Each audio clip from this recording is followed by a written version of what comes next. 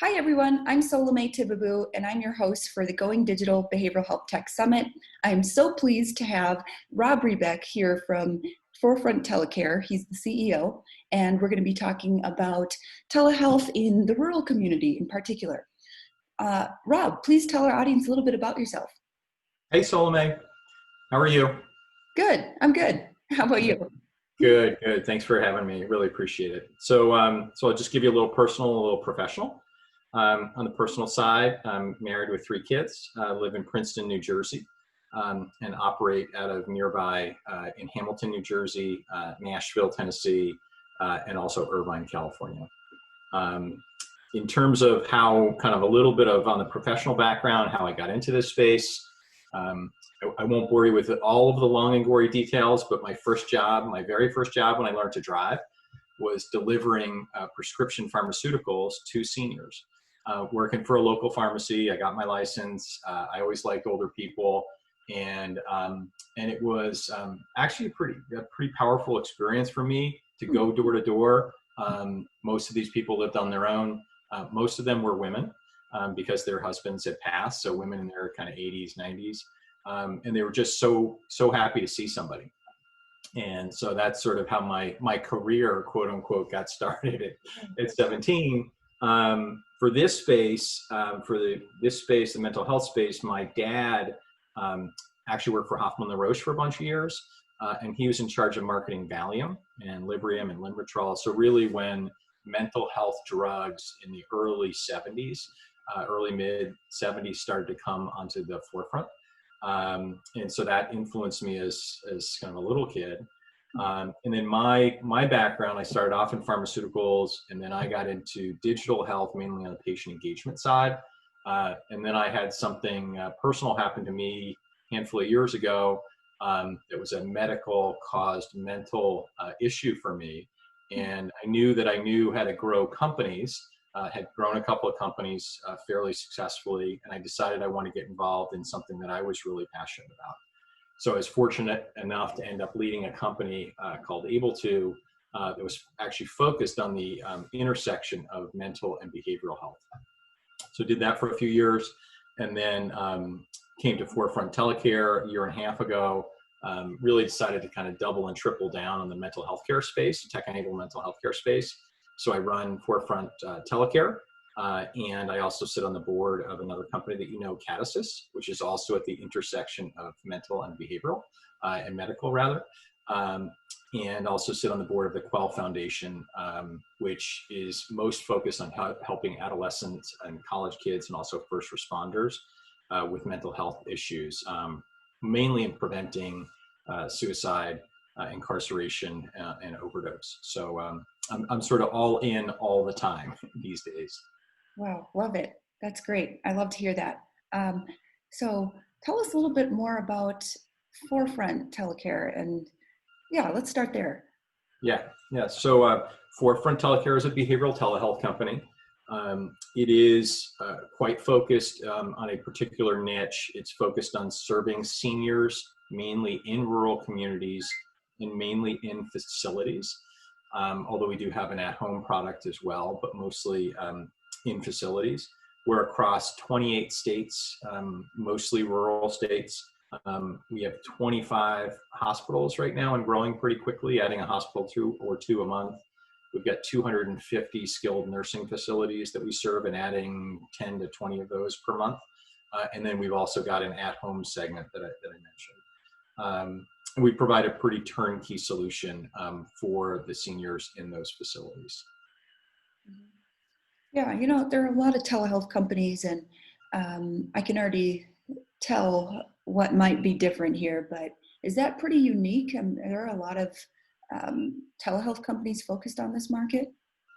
Yeah, it is pretty unique. So I know you've seen a bunch of these, but if you look at like the Ziegler telehealth landscape or various other landscapes, and of course we have to do pre-COVID and kind of during and post-COVID, because there's just been an enormous explosion. But let's say pre-COVID, and you go back to the Ziegler or others, there are literally hundreds of telehealth companies.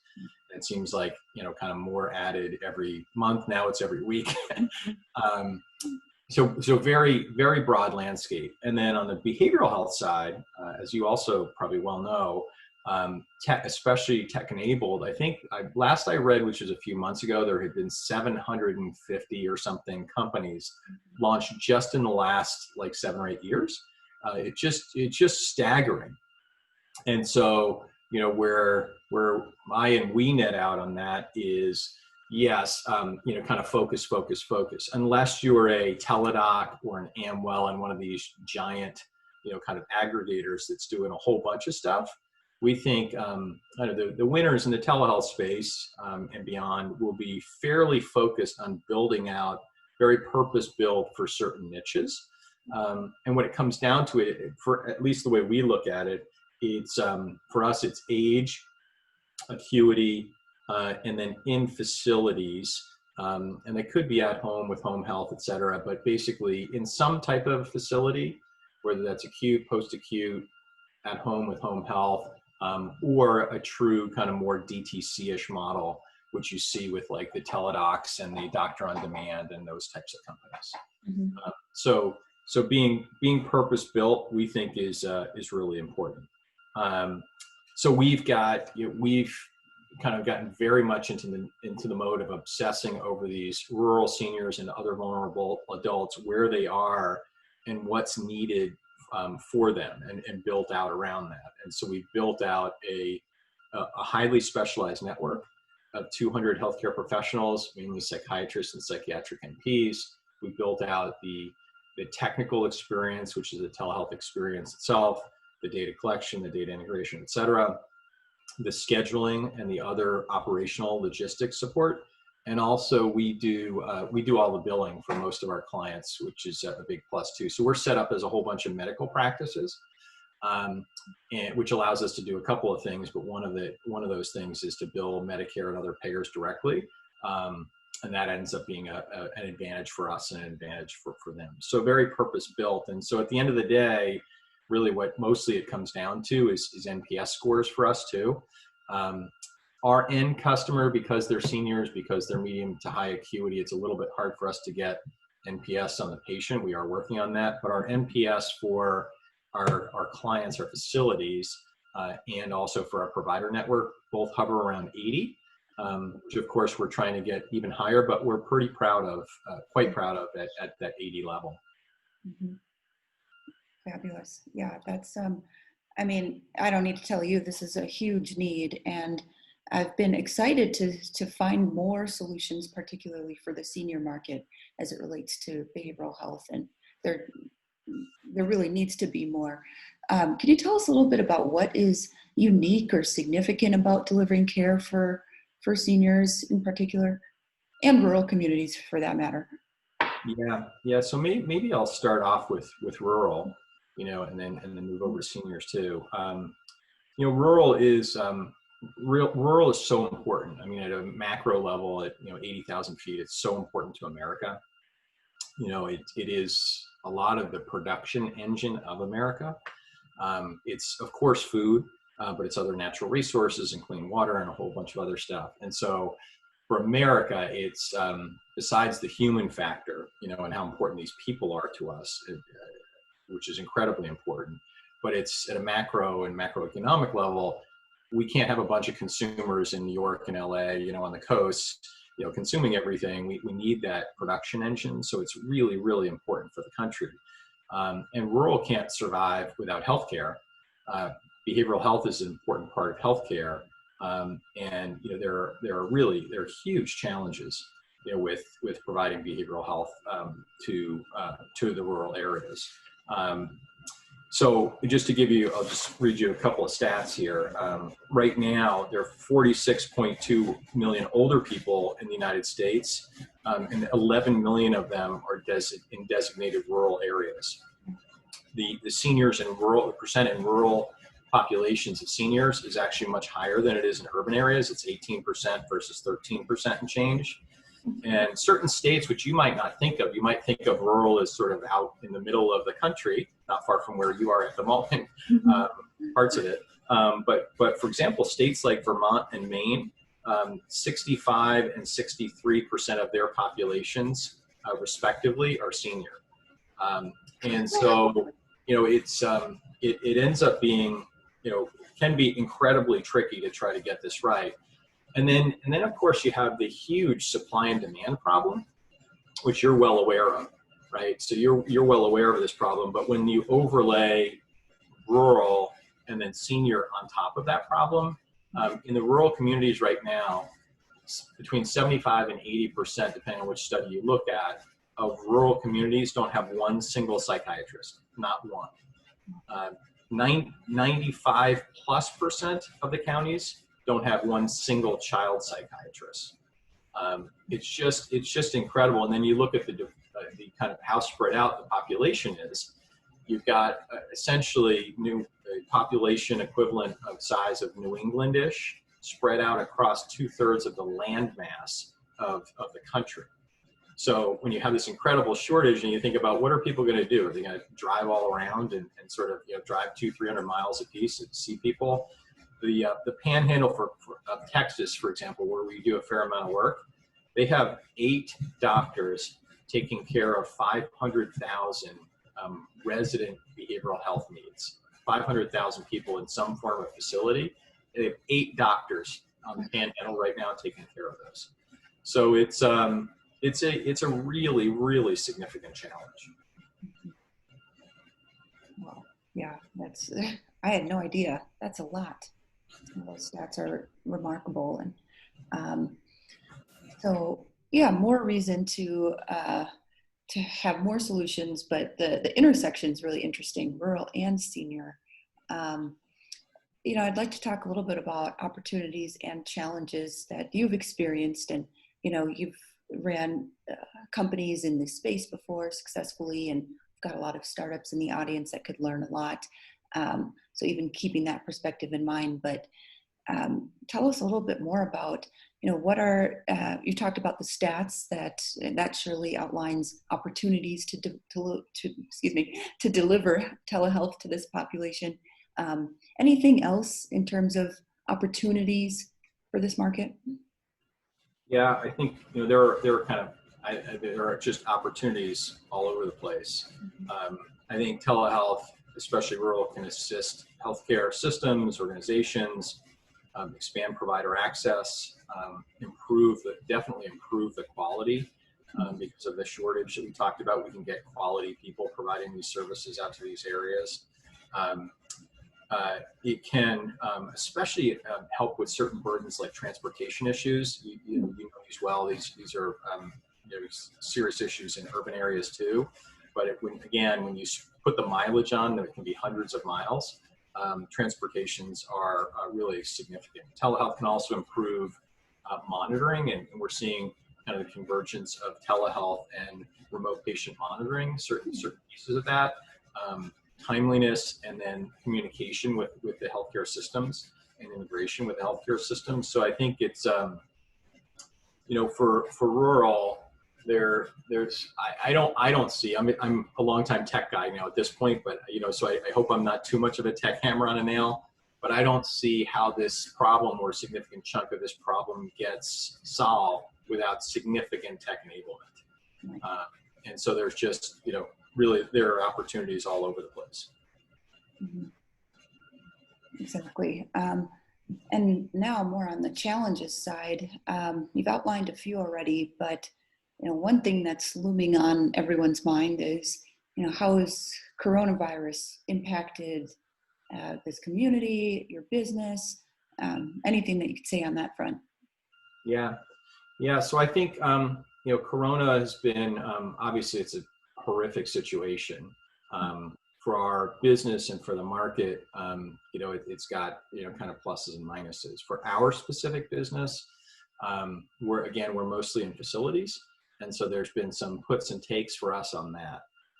The rural hospitals in particular, really all hospitals, and you've seen the hospital business as you've seen, I'm sure, get pretty banged up. The behavioral health units have held up pretty well in that, relatively speaking, but we essentially operate virtual behavioral health units, and that business has slowed. We were on a tear before. That business has slowed because these hospitals are dealing with, especially the rurals, are dealing with financial challenges. then some of them have COVID-related challenges or planning with COVID, and it ends up being kind of a Maslow's hierarchy where behavioral health, unfortunately, is kind of down the ladder a couple rungs, and you've got patients looking to stay away. And so we did see a little bit of a slowdown there for a couple of months. That is picking back up as people, especially as hospitals are gaining confidence in how their financials and their operating system is going to work, and patients are starting to gain confidence again about going back into the hospitals. The other two segments of our business, the skilled nursing facility side of the business, we actually thought was going to be hit hard because of some of the stories. I live in New Jersey, especially here in kind of New Jersey and New York, and some of the horrible things that have happened. But actually, most of our 250 plus skilled nursing facilities, because of the need to treat in place, our business actually went up. So we've actually signed up a bunch more skilled nursing facilities. The encounter volumes in those skilled nursing facilities have gone up. And the people have been, again, hesitant to leave to go to hospitals. And so we've sort of really amped up both the volume and sort of the acuity levels of our services in skilled nursing facility. And then the last piece is we have a treat at home. We mainly serve the VA there, or historically have. That is a smaller segment of our business. It has grown. And then we've also started to kind of inch more into the home health segment, which we think is an interesting segment. And to sort of state the obvious on the opportunity, especially on that front, really, so a whole bunch has happened, obviously, in terms of regulation and support for telehealth. And that would be a whole nother 20 minutes. But simply put, for us, really the expansion of coverage from just rural into suburban and urban, and then also at home, especially as it relates to Medicare, which is the vast majority of our business, has helped us quite a bit. So we're not running to the big cities. That's different, and we're not running to big academia, but there are lots and lots of seniors and facilities and home health and other that look kind of exactly like what we do in rural, that are just in non-rural designated counties. So we're expanding there, and actually expanding there pretty quickly. Interesting. So, with all that's going on, I've heard a lot of organizations doing some interesting things to support the community during this time. And, you're serving a really vulnerable population. Have you thought about, is Forefront Telecare doing anything to help these folks out? We have. And we've actually had 3 waves of our Rural Health Strong program that we launched starting in mid-March, when things started to get really bad. We launched wave 1, and then wave 2 a few weeks later, and then wave 3 a few weeks after that. Wave 1 was primarily focused on helping the skilled nursing facility community, and we did a couple things there. One is because we had our platform installed at 250 plus skilled nursing facilities, we opened up our platform for 2 reasons. And adapted it for 2 reasons. One is so that people could visit with their families. Families could visit their residents virtually. And the second was that other clinicians outside of our clinical network could use our platform that was getting already installed. And we had a huge uptake on that. And that was all for free. So we weren't looking to make any money off of this. And we had huge uptake on that. The second wave was we offered, and this was primarily to the hospitals, we offered our full cart plus tablet plus our encrypted video system for free to hospitals to get them telehealth enabled. And we had a medium uptake on that, but we did have a handful or 2 of hospitals that took advantage of that. And so again, we didn't charge for that, and we had quite significant costs in getting those systems out to the hospitals, but again, just trying to do our part. And the third wave, which we launched about a month ago, just shy of a month ago, and it's actually had nice uptake too, is our provider net. We had a lot of volunteers out of our provider network to help counsel and treat frontline healthcare workers and staff in both the hospitals and the SNFs that are experiencing significant burnout. And so we had 30 plus, of our providers sign up very actively to help treat healthcare workers and staff. And so they've been doing that really actively over the last few weeks, which has been wonderful to see.